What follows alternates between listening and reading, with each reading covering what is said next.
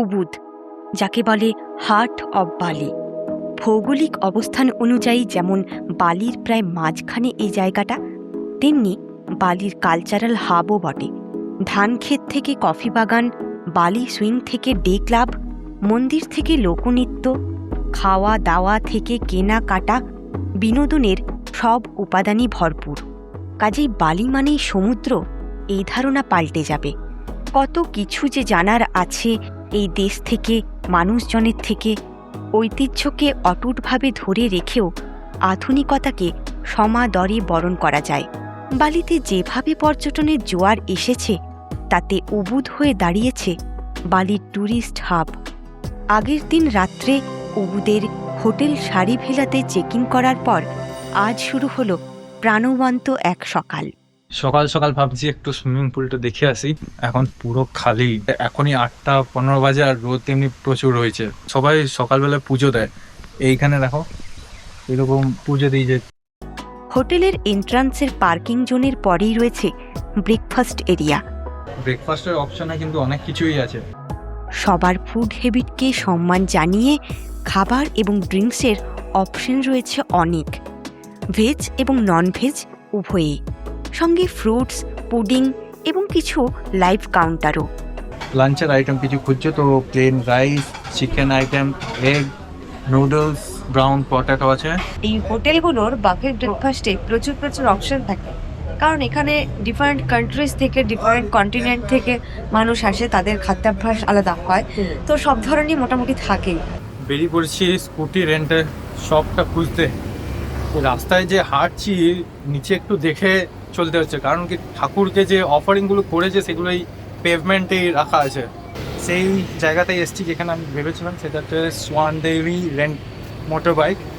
এইখানে অনেক ভালো রিভিউ আছে গুগলে, আর প্রাইসটা ছিল 155cc আর 160cc 150K করে, আর এইগুলো হচ্ছে 100K করে। সোলো বা কাপেলদের ঘোরার জন্য স্কুটিই বেস্ট অপশন। এছাড়া প্রাইভেট কার বুক করেও ঘুরতে পারো। রেন্ট নেওয়ার সময় স্কুটিটার ভালো করে ভিডিও করে রাখবে প্রুফ হিসাবে। এখন প্রায় 11টা বাজে, কিন্তু আজকে অনেক কাজ ছিল, যেমন স্কুটি রেন্ট নেওয়া ছিল, এখনও কারেন্সি এক্সচেঞ্জ হয়নি, দেবিকার সিম নেওয়া হয়নি, সেটাও নিতে হবে। বেরোতে বেরোতে প্রায় 11টা বেজে গেল। এই সময় উবুদের রাস্তায় ট্রাফিক জ্যাম হয়ে যায়। আমাদের সাইডটা যদিও খালি আছে, ওই দিকের মানুষজন আটকে পড়েছেন। কারেন্সি এক্সচেঞ্জের জন্য আমরা একটা শপে দাঁড়িয়ে গেলাম। ডলার থেকে কনভার্ট করে নিলাম ইন্দোনেশিয়ান রুপিয়াতে। এই একটা শপের মধ্যেই 3টে জিনিস একসাথে হয়ে যাবে: কারেন্সি এক্সচেঞ্জ, ট্যুর বুক এবং বাইক রেন্ট।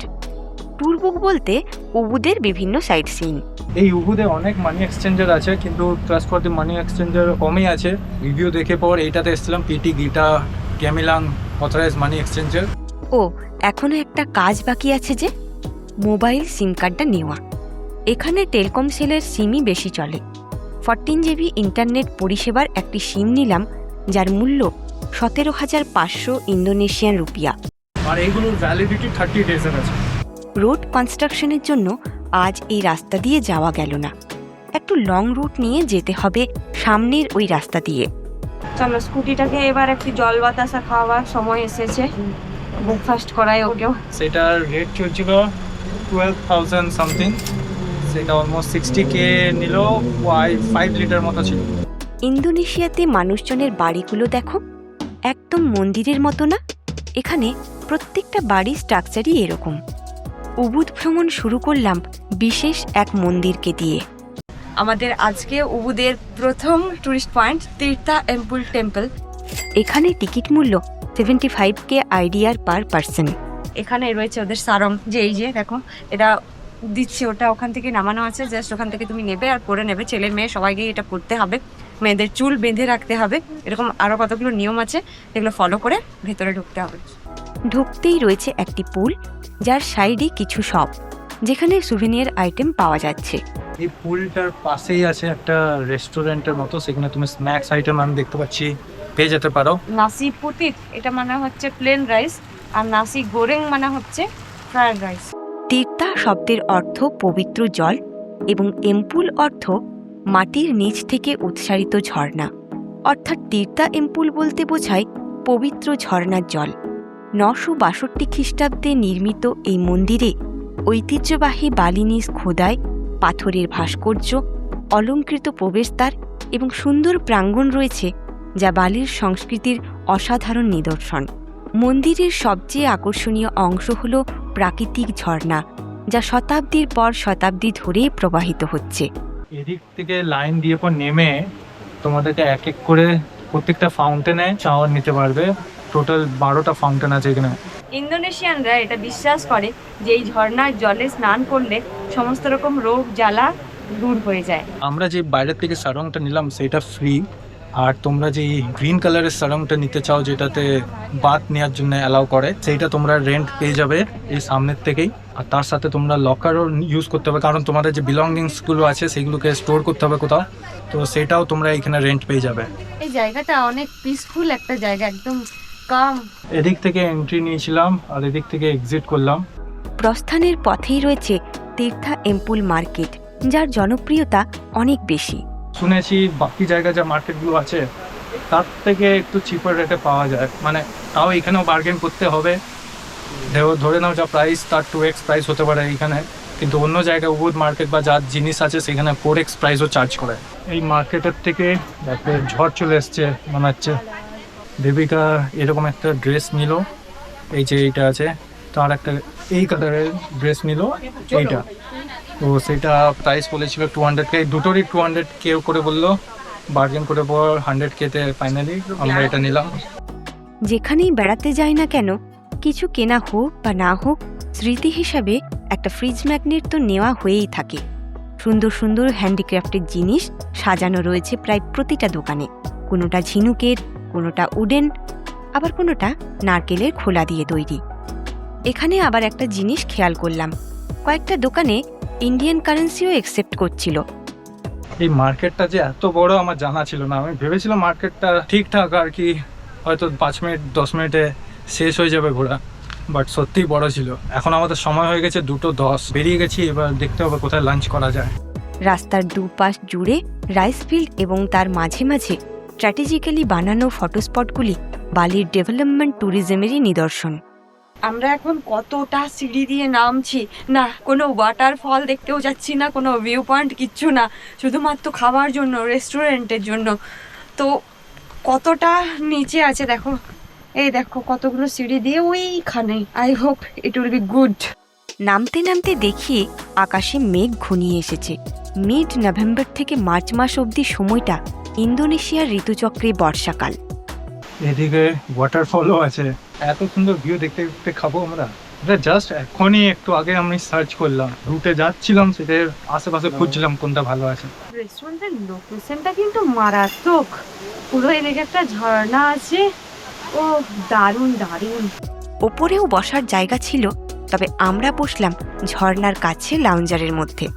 কিন্তু এত জোর বৃষ্টি শুরু হয়ে গেল যে ওখানে আর বসা গেল না, বৃষ্টি আসছিল, তাই আমরা শিফট করে এই জায়গাটায় চলে এলাম। এই জায়গাটা খুবই সুন্দর, এই জায়গাটাও, এখান থেকেও ঝর্ণাটা সুন্দরভাবে দেখা যাচ্ছে। কিছুক্ষণ পর সুন্দরভাবে গুছিয়ে খাবার পরিবেশন করা হলো। আজকের লাঞ্চ একটা বালিনিজ ডিশ, নাসি শেলা, সঙ্গে অবশ্য রেখেছিলাম পুরনো বন্ধু পিৎজাকেও। এই ডিশটার মধ্যে আছে তোমার steam rice, sweet potato, vegetables আছে, চিকেন আছে। রেস্টুরেন্টে প্রায় 1 ঘন্টা বা তার থেকেও একটু বেশি থাকা হয়ে গেল। এছাড়া অন্য উপায়ও ছিল না, কেন কি মাঝখানে 2 বার জোরদার বৃষ্টি নামালো। বালির রাস্তায় ন্যাভিগেশনের দরকার সবসময়, কিন্তু এই বৃষ্টি যখন পড়ছে সেইটার থেকে ফোনকে বাঁচানোর জন্য আমি অলরেডি প্রোটেক্টর গ্রুপ কিনে রেখেছিলাম, যেটা এখন কাজে লাগছে। আমরা এখন রাইড করে যাবো ডেস্টিনেশনে। এখন সময় বিকেল 5:06। আমরা চলে এসেছি বালির তেগানেমন ওয়াটারফলে। সময়সীমা রয়েছে সকাল 6:30 থেকে সন্ধ্যে 6:30 অবধি। এর টিকিট মূল্য রয়েছে 30K পার পারসন। ওয়াটারফল অবধি পৌঁছানোর জন্য সিঁড়ি বেয়ে নিচে যেতে হবে। পথে কয়েকটি ভিউ পয়েন্ট আছে। প্রায় 15 মিটার উঁচু থেকে নেমে আসা জলরাশি, সবুজ গাছপালা, লতাগুল্ম যেন জায়গাটাকে জীবন্ত পোস্টকার্ডে পরিণত করেছে। কি সুন্দর ঝর্ণাটা দেখো, আর ফোর্সটাও ভালো আছে, এখানে সুইংও আছে। ঝর্ণার ব্যাকগ্রাউন্ডে সুইংটাও ভালো হবে এবং ফটোগুলো এখান থেকে ভালো আসবে। সুদীপ তো এখন গেছে সুইমিং এর জন্য, তো এখানে সুইমিং এর টাইম আবার 6:15 অব্দি। এই সিঁড়িটা ওঠা কিন্তু অনেক কষ্টকর, অনেক উঁচু উঁচু আছে, যাতে ভীষণ অসুবিধা হচ্ছে। ফটোগ্রাফির জন্য আদর্শ এই জায়গাটি যেমন প্রকৃতি প্রেমিকদের মুগ্ধ করবে, তেমনি পার্টি লাভারদের জন্য আছে ক্লাবও। এখান থেকে উবুদ পৌঁছাতে আমাদের আধা ঘন্টা সময় লাগলো। চলে এসেছি এখন উবুদ মার্কেটে, এখন দাঁড়িয়ে আছি উবুদ প্যালেসের পাশেই। 19 শতকে নির্মিত এই রাজপ্রাসাদে বালির রাজকীয় ইতিহাস ও শিল্পকলা একসঙ্গে অনুভব করা যায়। প্রতিটি অংশে ধর্মীয় প্রতীকের ছাপ লক্ষণীয়। প্যালেসটি ঘুরে দেখার জন্য কোনো টিকিট লাগবে না। উবুদ প্যালেসের সামনেই ডান্স প্রোগ্রাম হয়। এই প্যালেসের ভেতরে টিকিট কাউন্টার রয়েছে, সেখান থেকে টিকিট কালেক্ট করতে পারো। প্রতিদিন সন্ধেবেলায় এখানে এই প্রোগ্রামটা হয়। উবুদের আরেকটি সুন্দর ও জনপ্রিয় মন্দির হল সরস্বতী মন্দির, যা বালিনীর স্থাপত্য শৈলীর জন্য বিখ্যাত।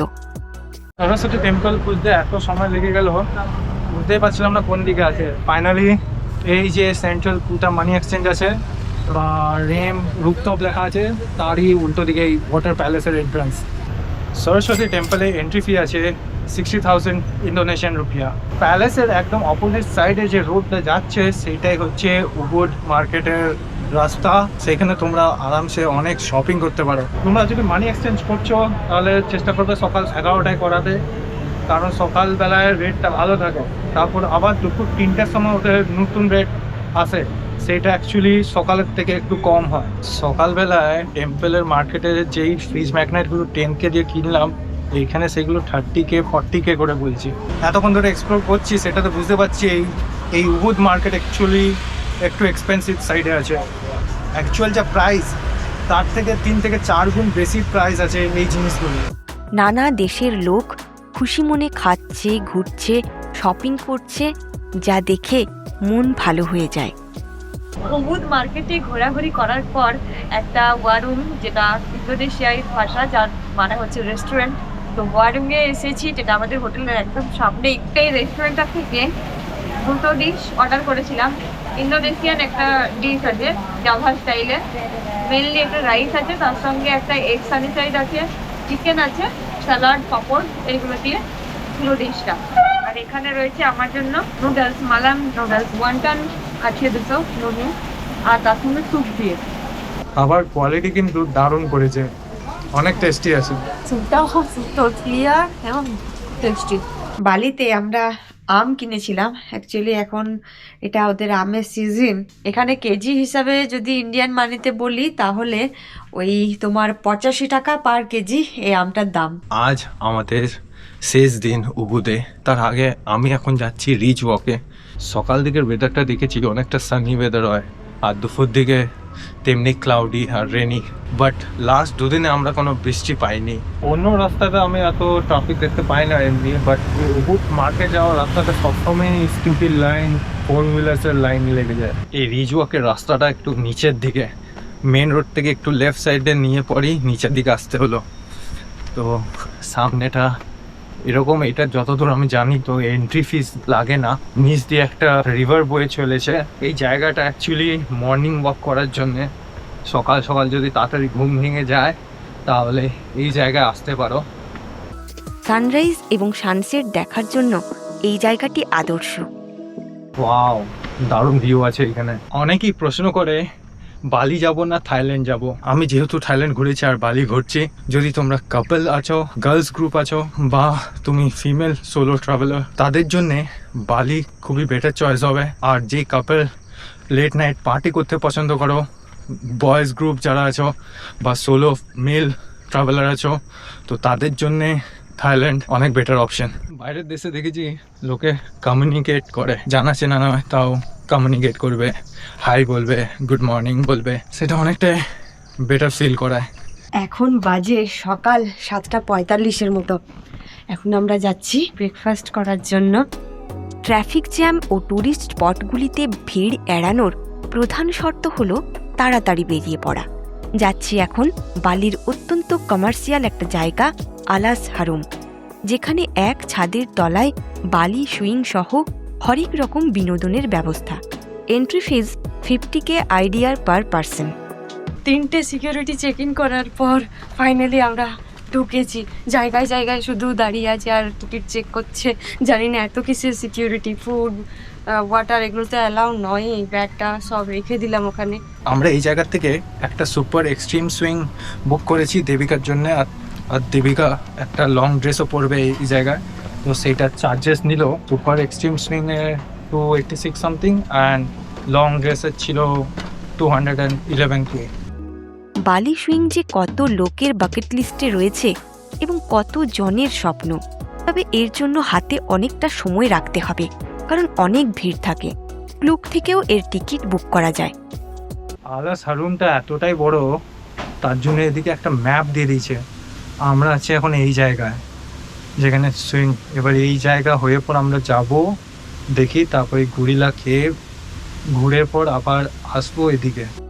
দোলনা ছাড়াও day club, 3 layered swimming pool, cafe, ইন্দোনেশিয়ার বিখ্যাত লুয়াক কফি বানানোর পদ্ধতি চোখে দেখা ও তার স্বাদ চেখে দেখা ছিল সবই। তোমরা যদি বালিতে আলাদা করে রাইস টেরেস দেখতে না যাও, তাহলে এখানেও রাইস টেরেস দেখতে পেয়ে যাবে। ঘুরতে ঘুরতে যখন যাবে, দু সাইডেই দেখতে পাবে রাইস টেরেস। তোমরা একটা ডে ক্লাবও পেয়ে যাবে, সেটা হচ্ছে ক্রেটা উবুদ। এন্ট্রিটা ফ্রি নয়, একটা কিছু মিনিমাম স্পেন্ডিং অ্যামাউন্ট আছে এটা। এই মুহূর্তে আমি একটা গুহাতে ঢুকছি, ভিতরটা কিন্তু অনেকটাই ঠান্ডা আছে। বাপরে, কেউ নেই এই সাইডে। ও, এটা টয়লেট আসার রাস্তা ছিল। একটা ছোট গুহার মতো করে রেখেছে এই জায়গায়। রাইস টেরেস আর প্রকৃতিকে কাজে লাগিয়ে যে এভাবেও ব্যবসা করা যায়, তার এক বিরাট নিদর্শন আলাস হারুম, যেখানে খাবার জলটা অবধি বাইরে থেকে নিয়ে যাওয়া যায় না। এই 10টা 15 বাজে আর এত রোদ দিয়েছে, এখানে থাকতে পারছি না আমরা। অনেক অনেক গরম লাগছে এই জায়গায়। এক্সিটের রাস্তাটা সব রেস্টুরেন্টকে ঘিরে ঘিরে পর করেছে, যাতে এক্সিট করার পথে কেউ কিছু রেস্টুরেন্টে খেয়ে দিয়ে তারপর বেরোয়। তার জন্য অনেকটাই ঘুরতে হলো। কারেন্সি এক্সচেঞ্জ জেনুইন না ফ্রড সেটা জানার আর একটা উপায় হচ্ছে, আমার পেছনে দেখো ইউএসডি দেখাচ্ছে। 1 USD = 16,400 ইন্দোনেশিয়ান রুপিয়া। তাতে বুঝে যাও যে এই জায়গায় স্ক্যাম হওয়ার চান্স আছে। কারণ কি, মেজরিটি এক্সচেঞ্জ শপে এই মুহূর্তে 16,100 করে দিচ্ছে। আলাস হারুম ঘোরা হয়ে গেল, এবার হোটেলে গিয়ে পর একটু ফ্রেশ হয়ে চেক আউট করতে হবে, কারণ আমাদের 2:45 স্পিড বোটটা আছে। স্কুটিটা আমি আবার ফেরত দিয়ে দিলাম। রিটার্ন করার সময় তো কিছু আর চেক করলো না স্কুটিটা, আমাকে খালি কিটা ফেরত নিল। তারপরে আমার পেমেন্টটা ডিউ ছিল, রিটার্নের সময় পেমেন্ট করলাম। আমরা চেক আউট করে দিচ্ছি। এখন 12টা 5 বেজে গেছে, আমাদেরকে 11:30 বেরিয়ে যাওয়া উচিত ছিল। আমি এর মধ্যেই গ্র্যাব অ্যাপ বুক করে নিয়েছিলাম, সেটাও চলে এসছে। এবার প্রায় 1 ঘন্টা লাগবে পোর্ট অবধি যেতে।